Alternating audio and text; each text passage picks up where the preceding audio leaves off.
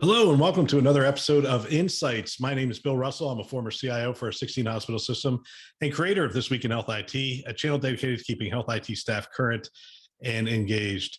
Our hope is that these episodes serve as a resource for the advancement of your career and the continued success of your team. Now, on to the show. Today on Insights, we go back to a conversation host Bill Russell had with Darren Dworkin. The topic of discussion was the impact of COVID on academic medical centers. And Bill asks Darren, how do academic medical centers collaborate and accelerate during a pandemic?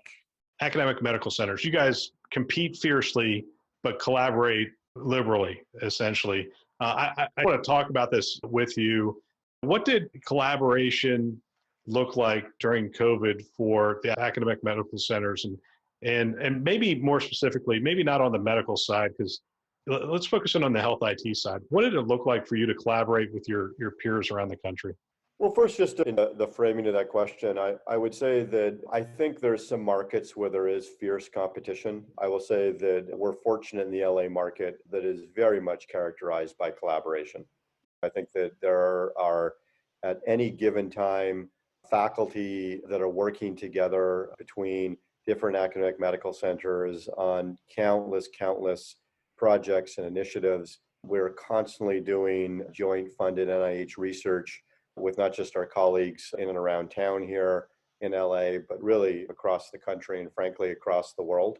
And I think that maybe a different topic for a different day, it's the awkwardness of cybersecurity when you have academic medical centers that their DNA is around how do I open up and share everything.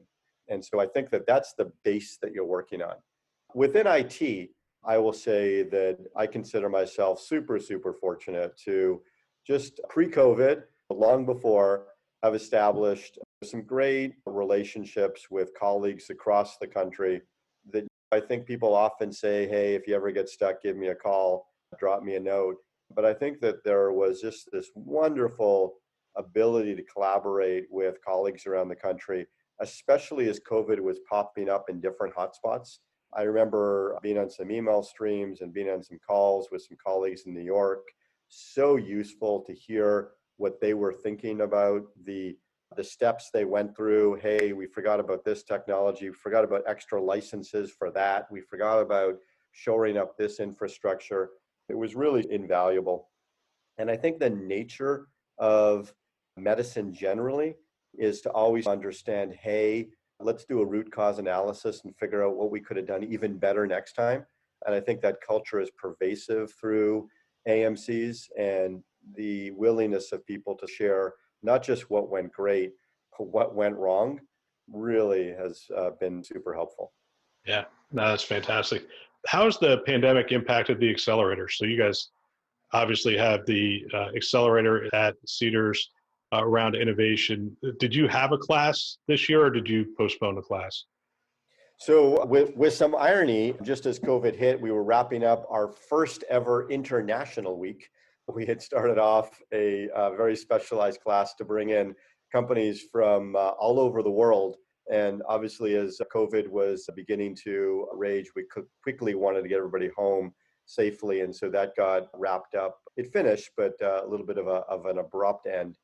From there, the accelerator took a really interesting pivot. And I would say that if you think of our Cedars-Sinai Accelerator as the front door of the center of sort of innovation at Cedars-Sinai, we certainly can put a big old tick mark into the accelerator pivoting to jump into the DIY business. Again, I alluded to it before of we all got a really big scare around our supply chains, or in particular around PPE. And the accelerator quickly stood up and mobilized itself as being the engine or a center place by which we were making gallons of Purell-like substances and masks and shields and other difficult to acquire pieces of equipment. And so the accelerator and its team were really focused around that. As our supply chains started to catch up a little bit, we've pivoted to having the accelerator now work in a remote and more sort of virtual model. And we're still trying to figure out exactly what that will be. We're actually getting ready to launch a full-fledged virtual class And so we figured no better way to try it than to jump in with both feet. And it will be interesting because I think that the most positive feedback we get from companies who came through the accelerator was their chance to have boots on the ground inside our hospital. And so it's going to be a challenge for us to figure out how we create that virtually. But we're hoping that we think since the magic is all around the people anyway, if we can connect the teams and the people, we might be able to recreate that sort of core piece. That's going to be interesting to watch. As you say, I mean, the magic is in the collaboration between the clinicians, between the people in the hospital, and the really smart startups and the innovators that you bring in. That'll be a conversation for later, but I'm sure it'll be an interesting class. Just like everything else in COVID, we're learning as we go. Wow. Thanks for tuning in. Another great episode. If you have feedback for us regarding this content and materials, or if you would like to help us to amplify great thinking to propel healthcare forward, which is our mission, please send us a note at hello@thisweekhealth.com. Thanks for listening. That's all for now.